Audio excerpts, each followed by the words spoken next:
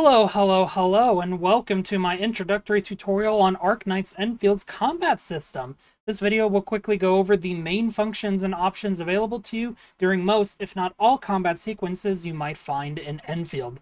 In addition, I plan on covering inflictions, bursts, and reactions, as well as each 6-star unit available in basic headhunting. As a preliminary note, all information spoken about in this video is courtesy of the EnfieldWiki.gg page, which I will be sure to link in the comments. Now, let's begin. How does combat work? In Endfield, you will command a team of 4 operators on the field. At any time, you may switch the active operator using the corresponding button, depending on your method of input. You have several actions available to you as the active operator. This includes dashing and dodging, lock-on, basic attack, final strike, finisher, battle skill, combo skill, and ultimate, as well as the aforementioned inflictions, bursts, and reactions. Let's start from the top, though. It's worth noting beforehand that you must activate every single ability of any off-field operators yourself. They will only automatically perform basic attacks otherwise. Don't forget to do this. Dashing and dodging. Though these are quite simple, pressing the corresponding button will permit you to perform the action. It is important to remember that dodging does not interrupt your basic attack sequence, though, so don't worry about resetting a particularly long string of attacks.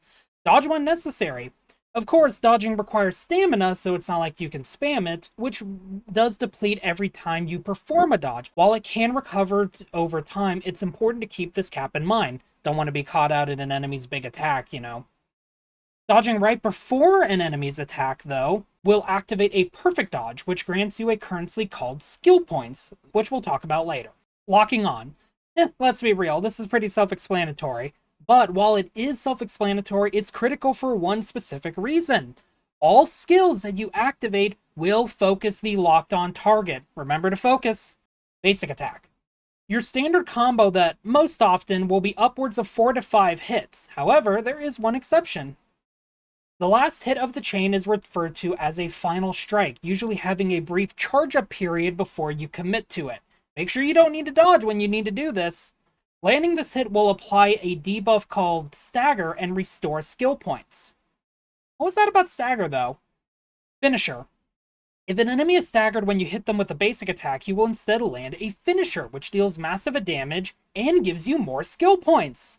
Now, I've mentioned these quite a bit already, but what do skill points do? Battle skills. They're your bread and butter in combat. You think the basic attack chain is too boring or you want some extra oomph? Spend your skill points here.